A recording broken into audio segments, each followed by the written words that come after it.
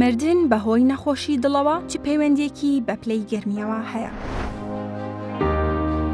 توێژینەوەیەکی نوێ ئاشکرای دەکات بەرز و نزمی پلەی گەرمی ئەگەری مردنی ئەو کەسانە زیاتر دەکات کە نەخۆشی دڵ و خوێنبەرەکانیان هەیە.